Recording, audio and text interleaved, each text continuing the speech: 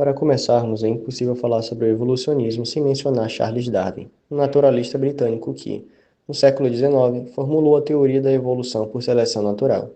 Em sua viagem ao redor do mundo, especialmente em suas observações nas Ilhas Galápagos, Darwin coletou uma enorme quantidade de dados sobre as diferentes espécies e suas adaptações ao ambiente. Essa experiência foi crucial para o desenvolvimento de suas ideias. Darwin publicou sua obra mais famosa, A Origem das Espécies, em 1859, onde apresentou sua teoria de que todas as espécies de seres vivos evoluíram ao longo do tempo a partir de um ancestral comum por meio de um processo gradual. A teoria de Darwin propõe que as espécies se modificam ao longo do tempo devido a variações genéticas e pressões ambientais. Isso significa que os organismos mais adaptados ao ambiente têm maiores chances de sobreviver e reproduzir, transmitindo suas características para as próximas gerações. Com o tempo, isso pode levar ao surgimento de novas espécies. Essa teoria é amplamente aceita pela comunidade científica, pois explica a diversidade da vida na Terra e é suportada por uma grande quantidade de evidências em várias áreas da biologia, como a genética e a paleontologia. A seleção natural é o mecanismo central da teoria de Darwin, mas existem outros processos evolutivos, como mutação, deriva genética e fluxo genético. Mutações são alterações aleatórias no material genético que podem gerar novas características.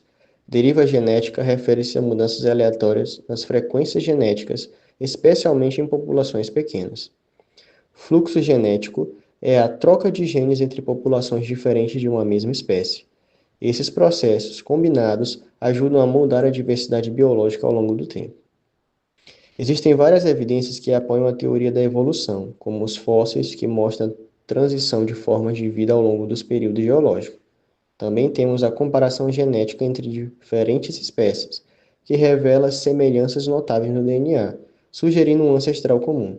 Além disso, as observações de evolução em tempo real em organismos como bactérias, insetos, são exemplos claros de como a evolução pode ser vista em ação. Agora vamos falar sobre o criacionismo, uma crença que defende que a origem da vida e do universo é obra de um Criador, geralmente identificado como Deus.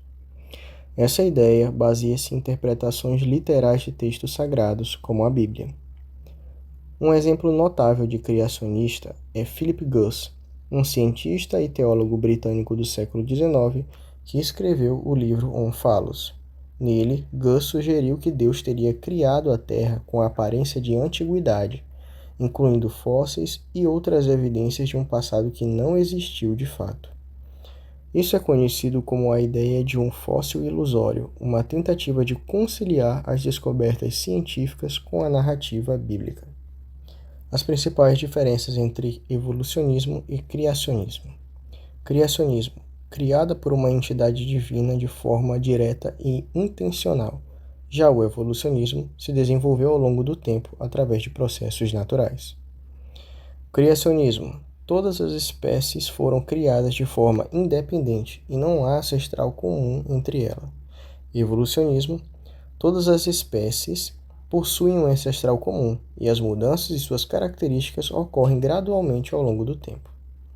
Interpretações e evidências. O criacionismo busca explicações alternativas que se alinhem com as narrativas bíblicas. Já o evolucionismo baseia-se em evidências empíricas coletadas através de observações, experimentos e estudos fósseis. Papel da divindade. O criacionismo acredita em uma intervenção divina ativa na criação e no desenvolvimento da vida. Evolucionismo não requer uma divindade para explicar desenvolvimento da vida. A evolução é vista como um processo natural que ocorre sem intervenção sobrenatural.